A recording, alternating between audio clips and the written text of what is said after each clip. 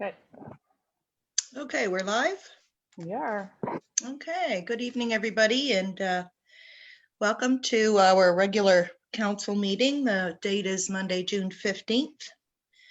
To begin with, I'd like to call the meeting to order. And I'm going to need an approval of the agenda as we have before us. So moved. Seconder? Seconded by Councillor Clark. All in favor, raise your hand. Contrary minded, motion passed. Also before you, we have the previous minutes of our town council minutes, which was the 19th, 2020. Is there any errors, omissions, or deletions in those minutes that anybody saw? And if not, I do need an approval for those minutes.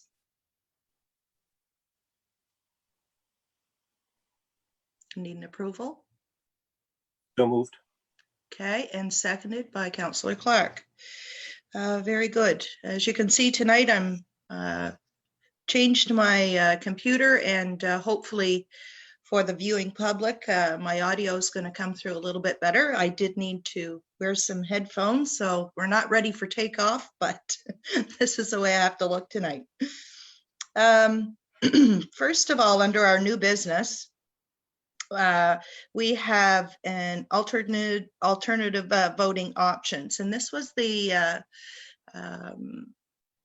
information that we received last council meeting, and essentially what we are going to do is have a motion to engage IntelliVote Systems Incorporated to be in charge of the voting procedures for the upcoming election. So before I do make this motion, I will put it out to council if there's any questions, concerns, or just any comments at all that you would like to say.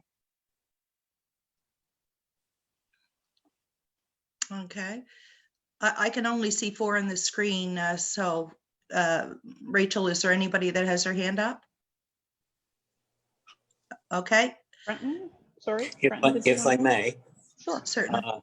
Do we know roughly what the expense is going to be for those people compared to what it was when we had our regular voting? How much more it's going to cost us? It's in the agenda package as a comparison.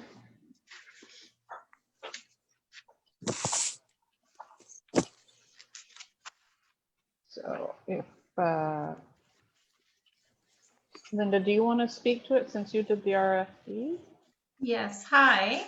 Can everybody hear me okay? Yes. Yes, okay. So we did a comparison with the electronic voting, traditional paper voting, and also electronic and traditional paper. And looking at the various costs, the voting with paper and electronic by far is the most costly. So you're looking for best cost. It would be traditional paper ballots or electronic voting estimates here as well. The thing with that is right now we're going through COVID-19, and there's a lot of new challenges now with the traditional paper voting. There's a lot of we may need additional polling stations and different equipment. We don't know what things are going to be like in October with the second wave, if we need to continue. So the cost, though, with the electronic voting and paper are approximately, when we did them, is not too much of a difference, about $1,000 difference. Just in estimates, we're just taking estimates. Does that help? Sure. Can you tell us what the actual cost would be, though, the actual number? The actual number overall in total with the estimate for electronic voting, we're looking at about $8,300. Okay. Mm-hmm. And Linda, in years gone by, what would our election cost? It's usually about 10, maybe even 12,000. Okay. Mm-hmm. So is what you're saying is that if we go electronic only, would that be a savings of around 2,000? By looking at the figures, very well could be, because they're because we can't figure in how many like if you need more polling stations. Right. So with the traditional, it's really hard to estimate what October is going to be like. Okay. Mhm. So just for the public to know, we've set this system up in the case that, you know, we can't do the traditional way that we used to vote, but it's also a way that a lot of Nova Scotia has been going. And for example, the town of Truro has done it, I believe, in the past 2 elections, and it's worked out quite well with even better voter turnout than you know what they had previously had. But I do believe Deputy Mayor has a question as well. Just a question, wondering whether we can add a question on that type of system. Should we decide to throw out a query to the residents about a particular issue? I'm just wondering if that's possible through that system. I'm not sure how to reply to that, Rachel. So that would be a plebiscite. Right. And so we'd have to go through the formal process of a plebiscite. I'm not sure of the entire process, and I'd have to check on the timing of that. Okay, thank you. All right. Was there any other questions? I just want to comment. There's approximately about at least 6 that we know of municipalities that are looking at going with the alternative voting right now. And there's still more considering, yeah. Okay.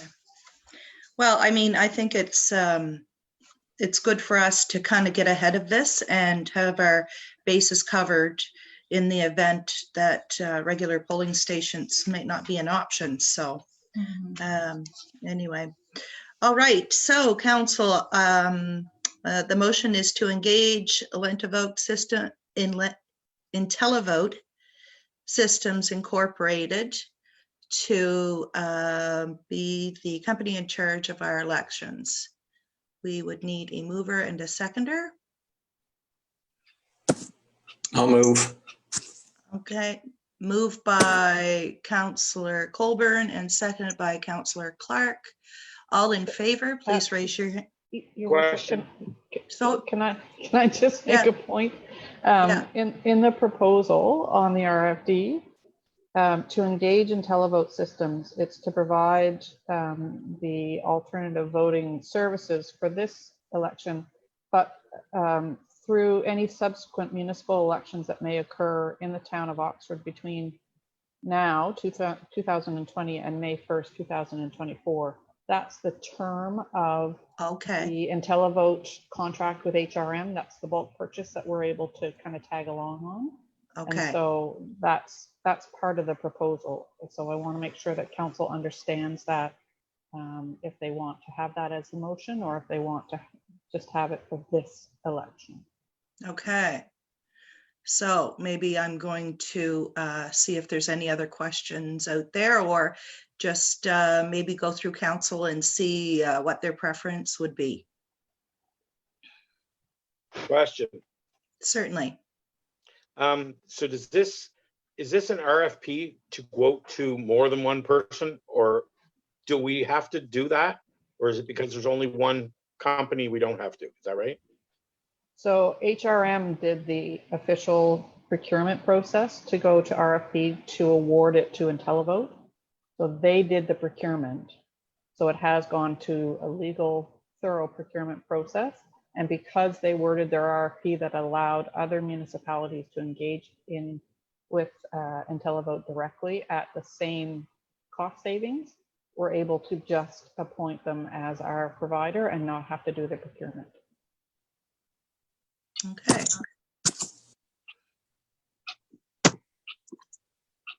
I can only see 4 people, so I don't see if there's hands up. So, I have another question. So Certainly. we would probably be better off to go with the full term on that than to just do it now. In case something happens, somebody drops out, we have to have a by-election or something, then it's already set up. So I would recommend that we go with the 4-year deal on it.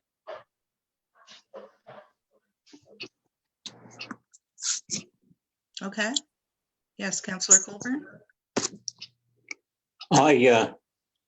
So what, if I understand correctly, this will be in effect for the next 4 years, and then when the next election rolls around, it'll go back to normal voting? Well, then council would have a choice to do any type of voting that they like. Yeah, I guess new council can make that decision. Mhm. Okay, thank you. Okay. Is there any other questions on that? So the motion has been read. I need a mover and a seconder, please. Moved by Councillor Dave Clark, seconded by Councillor Adshade. Councillor Adshade. All in favor, please raise your hand. Contrary minded? Motion passed. Okay, so now we're going to get into the nuts and bolts of our meeting tonight. I do believe, Rachel, you're going to go on and share a screen. This is, we're going to pull up the draft budget for council discussion tonight. We could actually pass the budget tonight if we feel so, if we have good conversation. But if there's any more questions, we can certainly meet again. All right. Okay.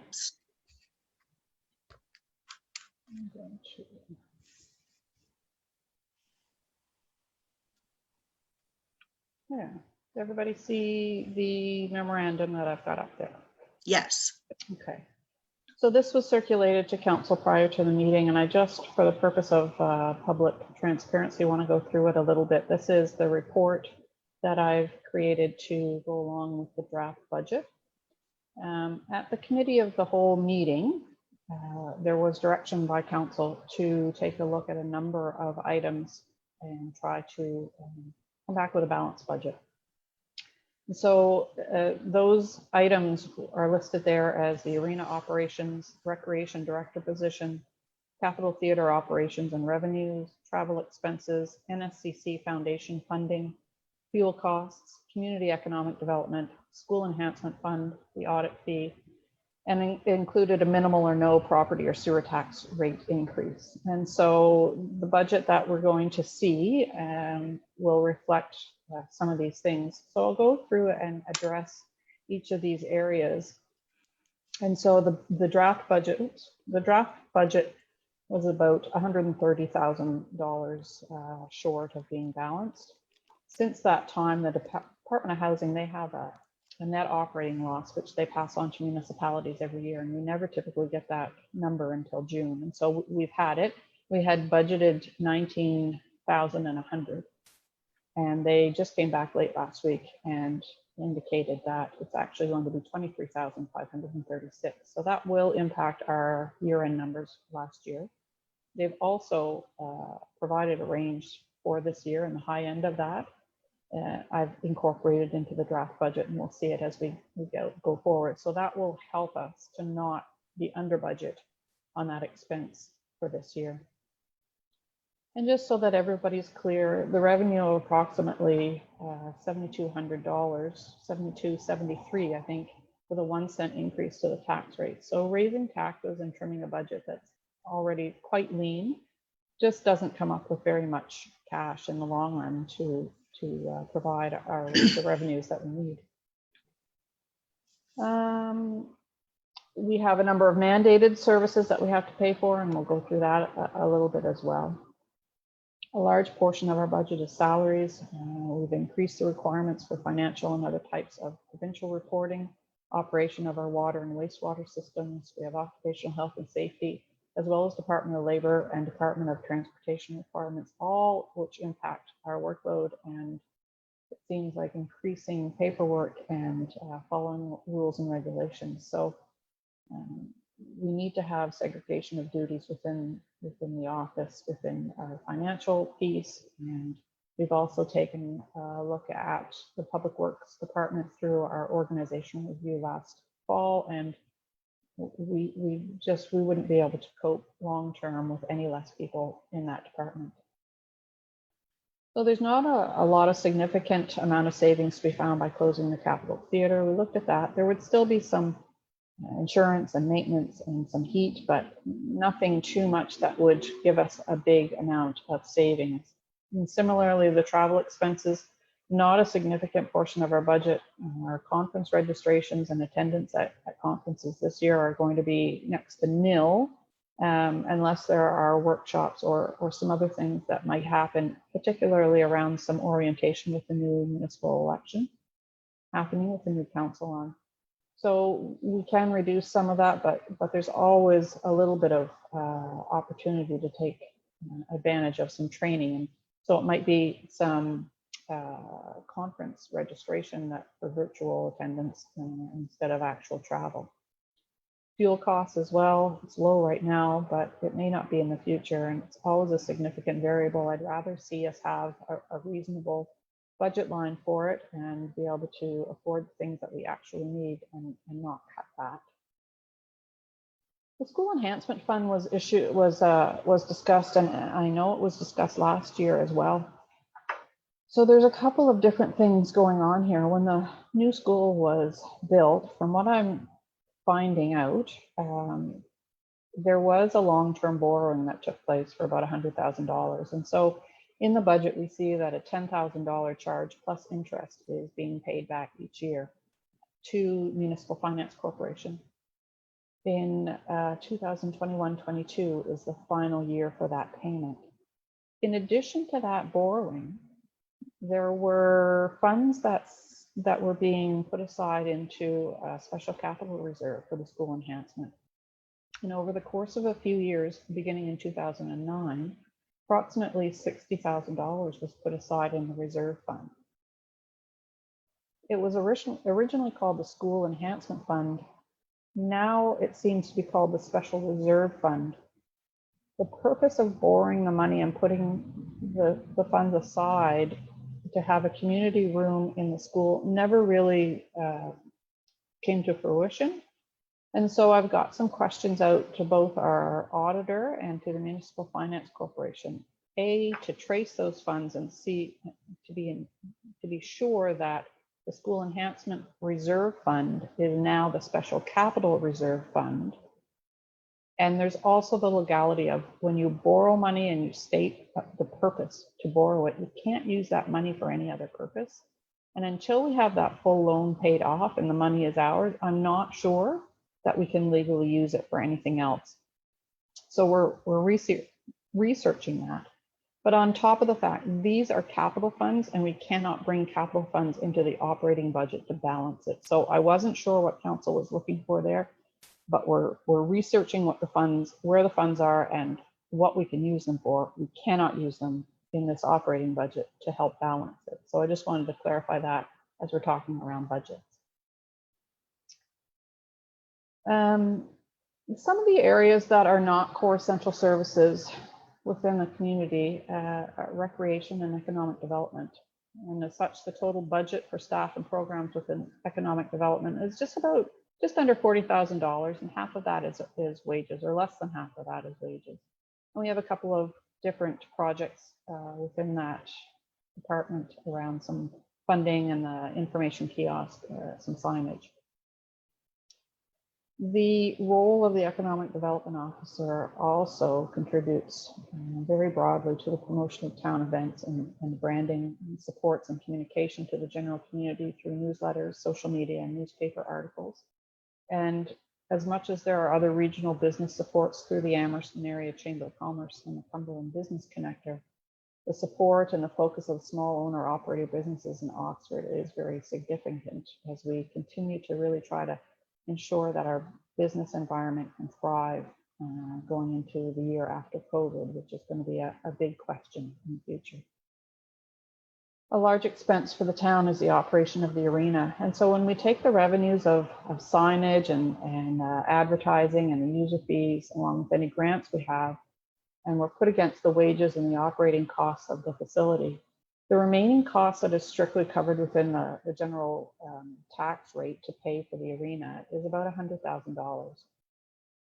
And that $100,000 offers 6 months of usage of the arena. So that's equal to about 14 cents on the tax rate if we want to cover off $100,000 of an expense that we right now can't seem to afford. It will be about 14 cents on the tax rate. And I'll show a little bit more of what that means in a couple of minutes.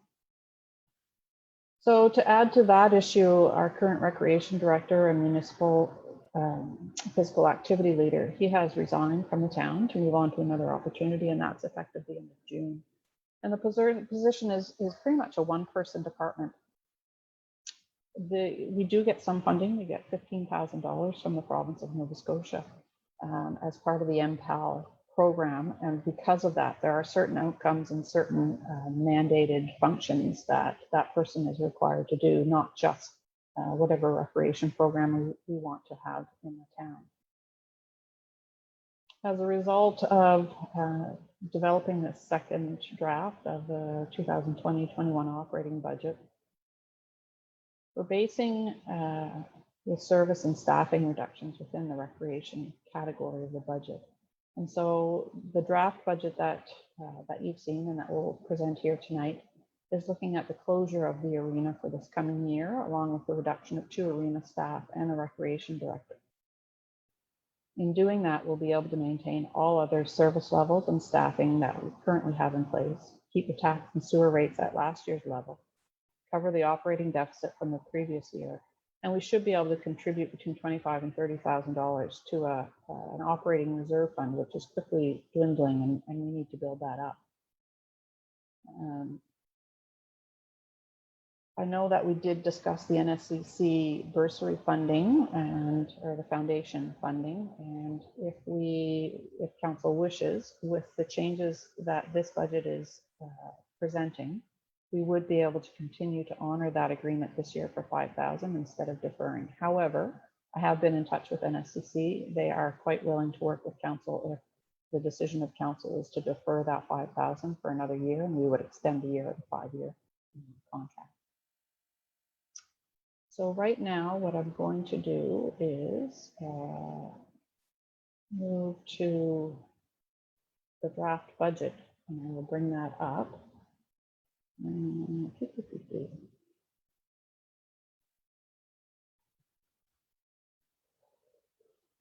think I will bring it up. There it is. And so this is the draft budget based on all of the information that I provided in the report. There are a few changes that I'll run through first to make sure that everyone understands where the changes are. And so from the first draft, we've had continuing conversations at the provincial level. We suspect that the de-transfer tax may decrease. We're not sure. It depends on how many people actually sell their properties. We've had fairly good activity so far, but it's certainly not something that we want to over budget for as a revenue and come up short. So I think we had it at 15,000 last week. So just in thought, looking at a $12,000, certainly open to discussion. Everything else here is the same. All of our own source revenues that would normally come in through the arena and recreation program, we've zeroed those out. The heritage gas revenue, that's generally projected by Heritage Gas, and it came in high last year, but from their thoughts, they're thinking about a $20,000 revenue for us. Everything else within the budget there is the same. We did I did an application for 2 summer students based on the new opening up of that program that the federal government was going to pay 100% of summer student wages. And so I made the application for 2 students, and I know last week I said that we hadn't received any, and then I got an email on Friday that we received the 2 student funding. So the total of $7,000 is available to us, and so if council approves, we will go through the recruitment process. We already have 1 student hired. We'd be responsible for the month of June on our own dime, and then we would have 8 weeks beginning in July to be able to pay for that student plus 1 more. And that would cover off our watering the baskets and green space and some general manual labor. So that's something to consider and discuss.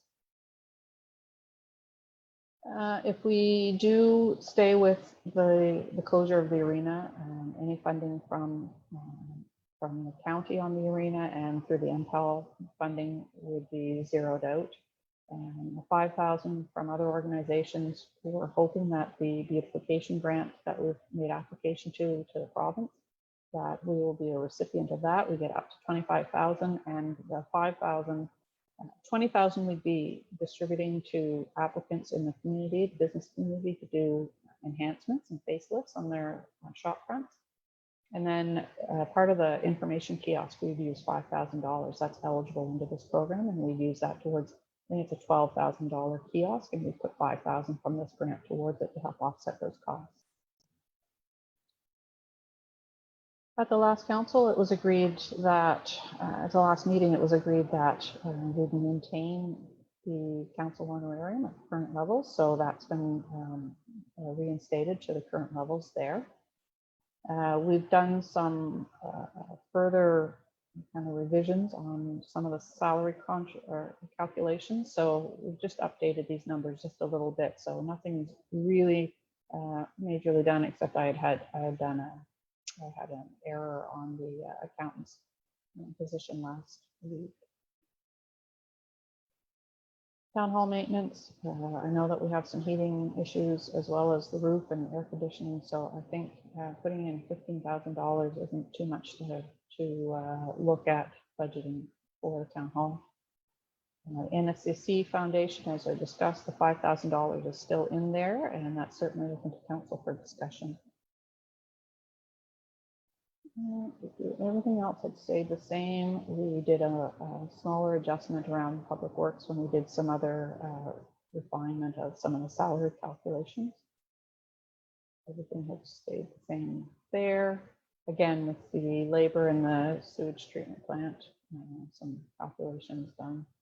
And here is where the housing authority, this was last year, and this is the number we had it budgeted for, the 19,100. They've come back and said it's 23,536. We don't have an option. They just tell us what the deficit is, and we have to budget for that.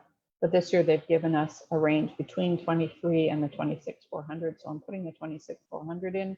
Hopefully it'll be a little bit less, but at least we won't be under budget. At least that's the intent. So here's where the bigger changes are. I think that we can reasonably say that we could have a little bit of labor in the arena just to make sure that the plant manages to, I think we'd have a minor operation in there. We'd have minor electricity and some maintenance and natural gas and those types of things, and some water, just to make sure that all the pipes, all the systems continue to operate should the arena not be in full use over the course of a year. And you can see the difference between the projected around what we had this year as 196, almost $197,000, down to 42,000, just over 42,000. So that's a big change, and that's generally where we get the majority of our savings to do that. These amounts, and I know that there was some thought last week to talk about changing some of these. I think it's important to just do some minor, even if it's signage or cleanup or just a little bit of upgrading, if we have the ability to put into some of our facilities to make sure that we're not falling behind on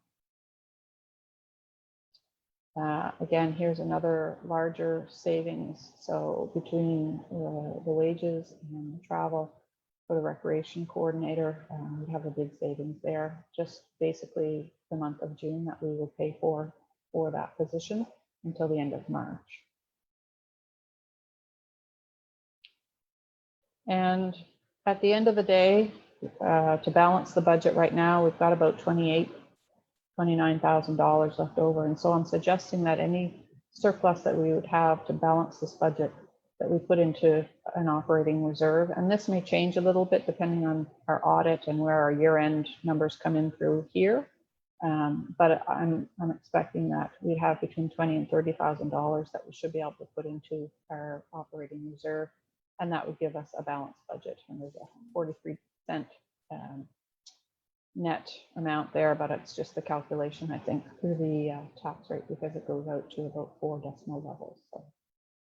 So that's what I'm suggesting, or what we're bringing forward as a proposal for the budget based on the direction given last week and where we think that we can negatively impact as few number of our in the community as possible, while still maintaining some really important services and communication pieces, and moving forward to make sure that the town is a little bit more financially stable this year, to look forward and hopefully reinstitute the operations of the full service levels that we're considering reducing for this year. So that's my presentation for now, and open it up for questions. Okay, thank you very much, Rachel. Before we do open it up for questions, I wonder if you could answer just, for the public, and let them know what percentage of our budget is already kind of taken before we have anything left over. So I'm talking about policing services, fire services, Canada Post, any of those things. And maybe you can just talk a little bit about what we have to give out of our budget even before we have anything left over. Right. I'm just going to bring up a document for myself here, because I don't want to give the wrong numbers. We do have almost, I would say almost half of our annual budget that goes to mandatory payments. So I'm just bringing up a document that I'll kind of confirm some things. So for our RCMP contract, and so we're looking at about a $2.4 million budget for operating. And out of that $2.4 million, 505,000 goes to the RCMP. 26,400 goes to the Department of Housing. That's that public housing funding that I just discussed. 76, almost $77,000, or sorry, $7,700 is a library transfer. And then over and above that, we anticipate around $6,000 or $7,000 just in expenses to operate the library. So about $14,000, $15,000 for the library. Our provincial education contribution, that's a mandatory contribution by the province, that's $224,000. And we have a lot of debt financing currently in our operating budget. It has to be funded out of operating, and that's $222,000. So we're looking at almost pretty close to $1 million there out of a $2.4 million budget on required funding to mandatory costs. Okay. I just wanted to make everybody aware of that. Just because it says $2.4 million doesn't mean that is the actual money that we have to work with. So anyway, just with that said now, Rachel, like I said, I can't see everybody up on my screen, but I am going to open it up now for questions, concerns, anything that you would like to say at all, Council.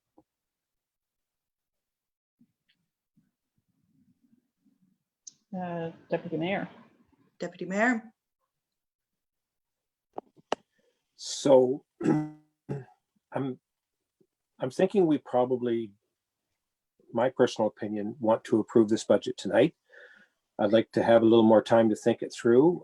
One of my biggest concerns is that the perception in the community is that we're shutting the arena down, which isn't the case.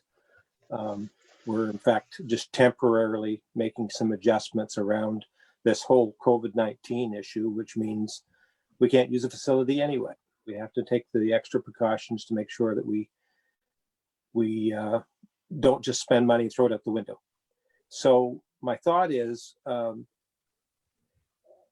be nice to be able to come back in a couple of weeks and do a formal approval, give us a chance to review it, take a look at it, dig into it a little bit deeper, and get some feedback from the community on what they're thinking around what we're doing as well, just to get a feel.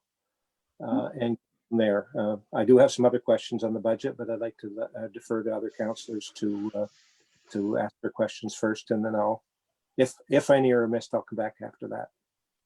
Okay, thank you. Okay. Councillor Colburn.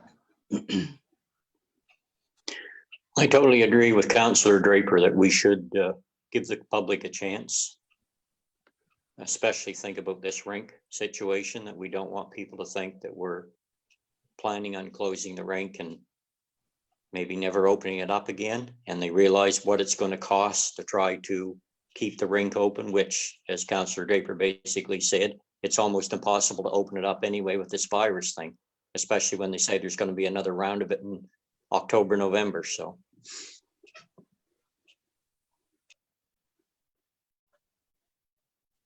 Is there any other hands up? No. Okay. Deputy Mayor, you can speak again. Okay, just a couple of questions. Of prior years, $99,458. I'm assuming rather than taking that from our reserves, we're going to pay that out of this year's operating budget, correct? That's correct. And I think that's a good move rather than to deplete our reserve fund. One other question I had regarding the arena, and being the ever optimist that I am, so January 1st, everything is back to normal. We've got a vaccine, and away we go, and life is getting back. Do we have the option at that point in time to make some adjustments, some amendments, to look at the possibility of using some reserve funding to possibly put the arena in motion for the remainder of the fiscal year?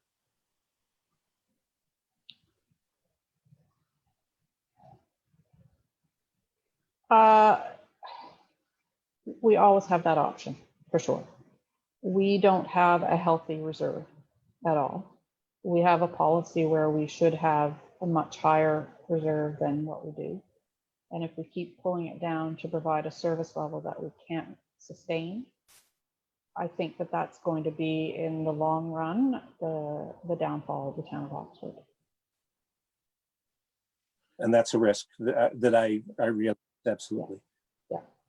And when we did the action plan for the financial condition index and the debt affordability model, both of those indicated that we need to really watch our spending, reduce our debt, and increase our reserves. So that's part of why I've brought forward the proposal that you see tonight.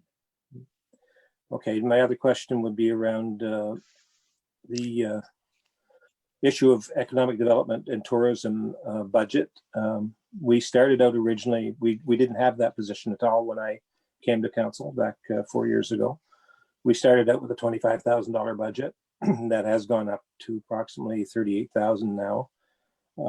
I do think personally that there's an opportunity there to maybe scale that back a bit and add some more money to reserves. So it's just something that you might want to look at. That's just my personal opinion. Other council, and I'm a full supporter of economic development and tourism, but we have to be really careful where we're spending our money this year. So it's just my thoughts. I don't know what other councillors think. I'd say that the extra funds that are within that budget this year are for the information kiosk, which is about a $12,000 purchase or construction, and some additional entrance signage, because we've indicated that we've had damaged signs and we wanted to do that. So we can certainly, if we felt that we didn't want to spend the money on those types of things, we'd be able to find a few places that we could trim that budget if that's what council would like to do, for sure. I'd like to hear from other councillors, please. Councillor Adshay.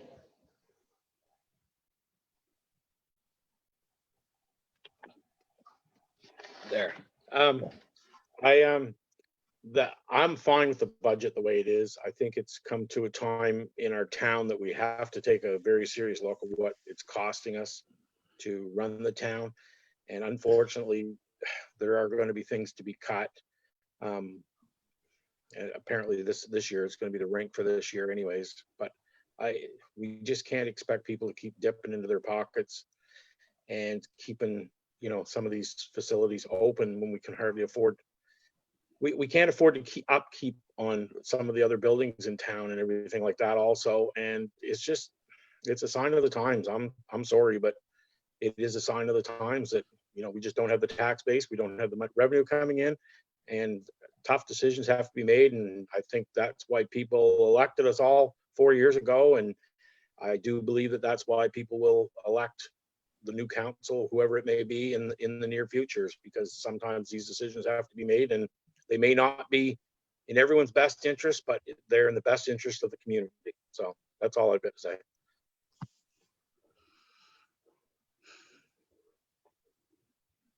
Okay. Oh, can you hear me? Yes. Okay. Just one question that I had, Rachel, is that we talked about the recreation coordinator's position. Do you anticipate that to be filled by our next budget, or what are we looking at? Well, I think it's going to depend on how we can recruit for that position. There's a lot of demand on that position as a one-person department. Certainly, if we can continue to work with the province and get a little bit of funding through the MPAL program, it is something that if council wants to reinstate that, then we'll have to find the ability to do that. Mm-hmm. It's my intent, it's our hope that by cutting some of these expenses, covering off our deficit, which is $100,000 for the most part, once we pay that through, we'll have that revenue to be able to use for services in the next coming budget. And so it's just about, it's a year of paying off some debt, and then we'll be able to hopefully reinstate much of that service level that we're looking at reducing right now. Okay. So I, along with, Deputy Mayor and Councillor Ed Shade, want to just make the statement that this is something that needs to be done. We are at a position right now, never that COVID was a blessing or anything like that, but that we don't know if we can open these facilities anyway. So it might be an opportune time to be able to close the doors for a while, wait for the virus to be over, and then, we put a little bit of money away to help us be able to move forward. So that's how I feel about it. When I joined council 16 years ago, I joined because I was upset that we were losing our recreation position, and I had 2 small children. And I thought that recreation was extremely important for our community. I still believe that today. And that's why my question was to, I know that we are going to take a little while before we rehire, but I just want to ensure the people in the town of Oxford that this is something that is forefront in our minds, and we understand we need it in our community, and that we'll be working towards it.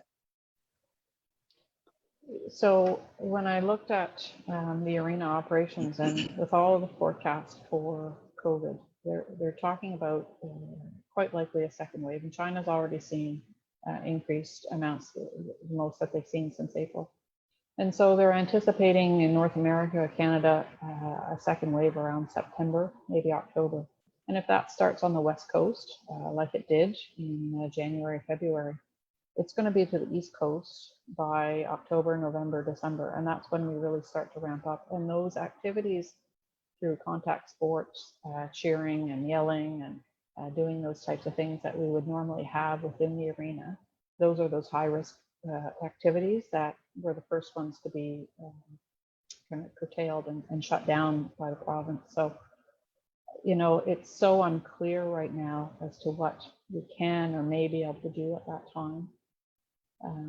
Really difficult to put the money and the effort into opening up the arena, making the ice, doing all the upkeep, putting the processes in place, and then to have to close that down again and go through what we did this spring.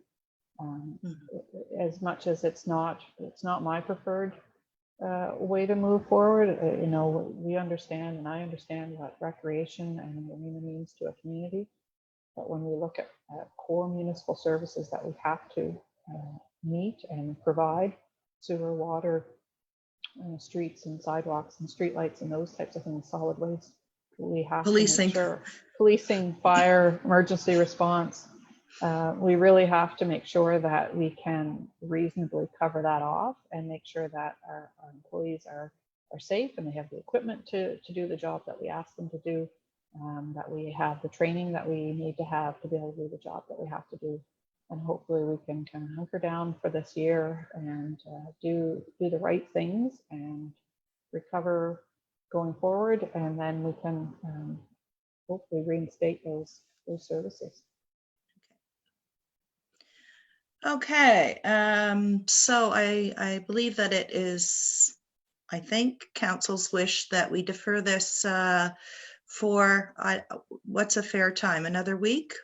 Just to have time to really digest what the budget looks like and what it means for our future. Is if you're in agreement with that, council, to defer for another week, I'd just like you to raise your hand, please. Okay. Okay, so I saw Dawn and Dave, Rick. Yep. Okay. And Brenton, yes. Wade. Yep. Okay. All right. So I guess that means we're going to defer for a week. Can we schedule that time right now? Sure. That would be Monday, the 22nd. We'll do that at 6 o'clock. Okay. So that will be a special meeting. And during that special meeting, the only thing that we talk about is budget. So council, I'm going to ask that you put your thinking caps on. If you have any other suggestions or have some, you know, the public may come to you and have some ideas as well. But in 1 week's time, we will meet and discuss a little bit further. But really, before the end of June, we have to have this budget passed. So. And if there's any input from any councillors that we can work on in advance and just have some calculations done to be able to be, you know, really prepared to talk about what the numbers are, certainly get that to me as quickly as you can. If you have some suggestions, and we'll do our best to do those calculations. Okay. Rightio. So now we're going to move into reports, and our first report is under 5.1, which is recreation. And I'm just going to find that document.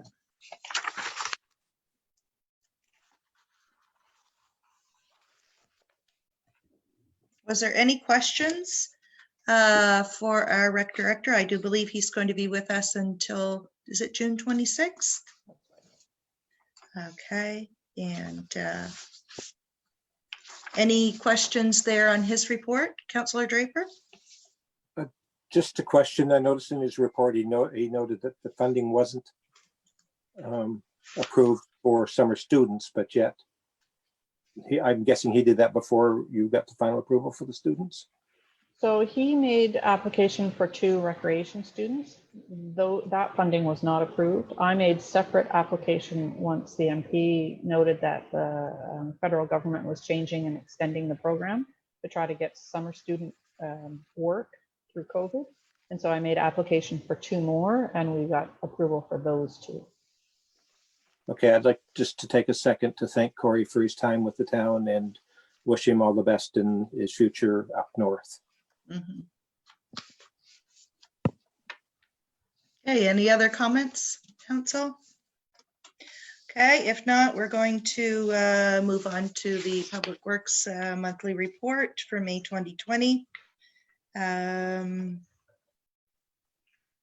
I noticed there's been some ditching going on Horton and New Hansford Road. That just for the public's information, sidewalk repair is scheduled when the weather and workforce availability permits.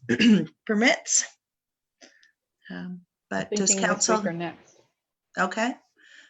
Do we have any questions, concerns, comments on the Public Works report? Yes, Deputy Mayor. Just a question on the process for water lines for Duke and Waverly? Sure. So I'm waiting for, I'm hoping to hear this week from the province around some funding. We made application, so we'll see if we have any of that, and that will determine a little bit. I'll need to make sure that we have the appropriate funding to be able to go forward with Duke, and then we'll tender that. The tender documents are ready through our consultant, and so they're ready to post as soon as I know that we've got some money to do the job. I don't believe the federal government's announced infrastructure money yet, have they? No. I'm pretty sure that's going to happen. I'm just not sure when. So that's why we're trying to get as many shovel-ready projects kind of in the hopper and know what we're going to need and what we have, so we can jump on any funding opportunities. Okay. I think Councillor Colburn has a question. Oh, certainly. Is our plan this year for Duke Street only? Or is Yes. it Duke and Waverly? It's No, not Waverly. It's not Waverly. No. We don't have enough funding for that. No, that's what I thought. Okay, thank you. Mhm. Any other questions? Okay, now we're going to move on to the fire department monthly report. Actually, we got the stats for both April and for May. One of the things that we have our chief do is he gives us a breakdown of actually how many calls are in the town of Oxford and how many calls are in the county. And in April, every time that the Oxford Fire Department responded, they were, for that month, they were all in the county. In May, so far, two calls were within town and 5 were in the county. That's why each year the town of Oxford asks the county to help with funding for the fire department, because as you can see, it's 80+% of our calls go outside of the town of Oxford, and we think it's only fair that they share the cost. Okay, and anybody have anything that they would like to ask about the fire call or fire report?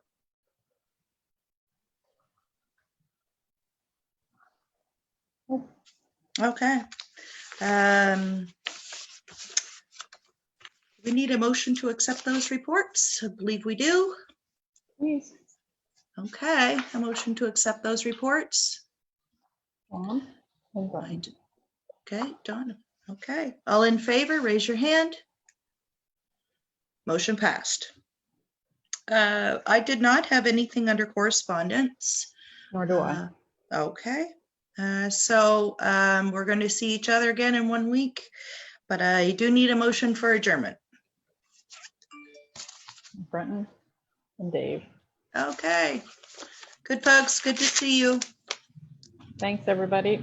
Okay, we'll see ya.